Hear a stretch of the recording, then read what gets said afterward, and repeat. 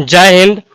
आज पिछले वाले वीडियो में कहा पढ़ा था हम लोग, पिछले वाले वीडियो में बायोलॉजी का हम लोग सेकंड चैप्टर पढ़ा था और सेकंड चैप्टर में हम लोग का कंट्रोल एंड कोऑर्डिनेशन।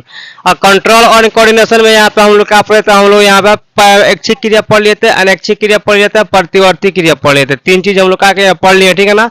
आज की वीडियो में हम लोग यहाँ पढ़ना है कि ह्यूमन नर्वस सिस्टम, मानव तंत्रिका तंत्र।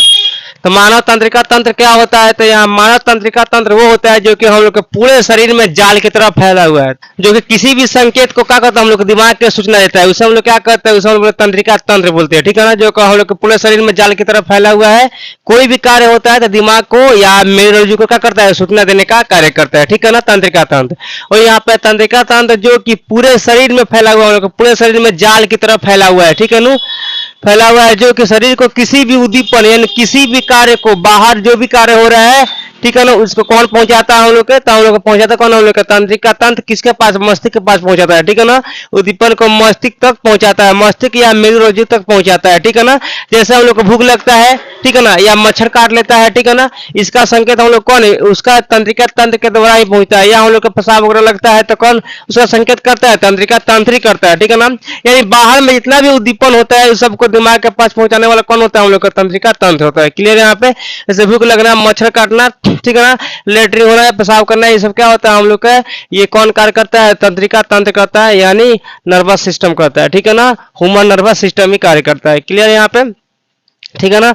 यानी किसी को देखते हैं तो इसका कौन चौपाता है हम लोग के, तो इसका तंत्रिका तंत्र पहुंचाता है। या हम लोग खाते हैं, पीते हैं, या कि कोई भी चीज को हम लोग स्मेल लेते हैं तो कौन पहुंचाता है हम लोग का, तंत्रिका तंत्र पहुंचाता है। क्लियर। नेक्स्ट यहाँ पर देखेंगे वर्टिब्रेट्स।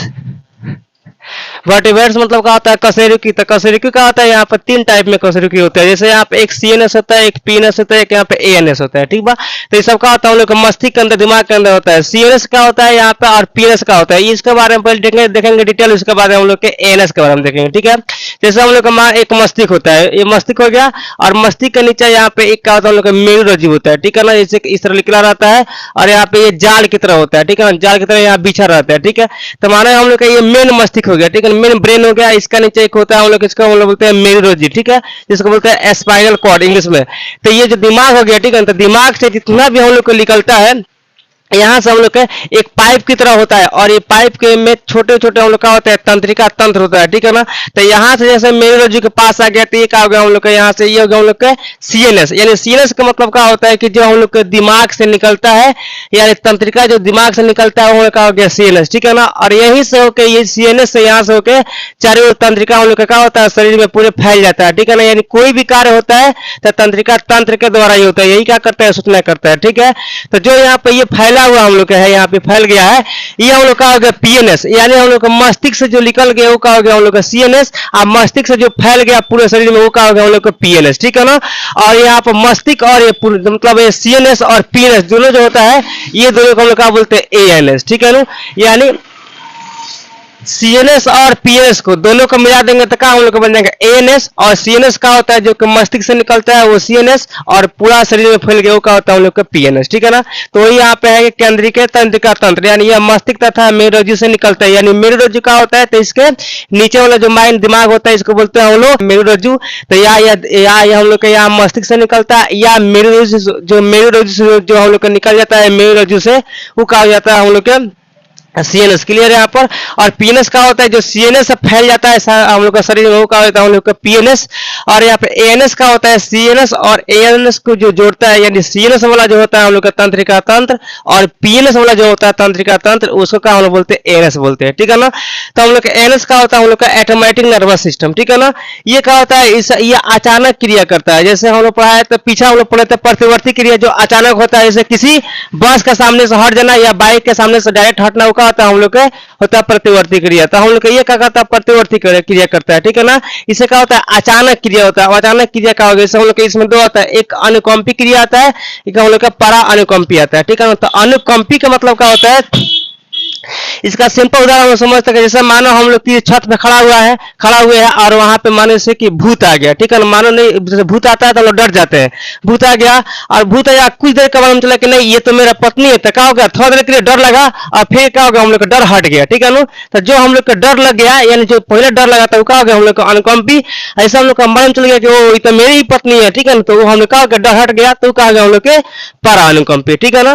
तो अनुकंपी मतलब ये होता है कि अचानक डर लग जाना, और पारा अनुकंपी का मतलब होता है डायरेक्ट हम लोग का डर हट जाना, ठीक है ना। तो ये हम लोग का अनुकंपी और पारा अनुकंपी किसमें आता है, एएनएस के अंदर आता है, ठीक है ना। पीएनएस के अंदर नहीं आता है, पीएनएस के अंदर क्या है, सिर्फ हम लोग के जाल की तरफ फैला हुआ है, या नर्वस सिस्टम हम लोग का हो गया पीएनएस हो गया। क्लियर है यहाँ पे।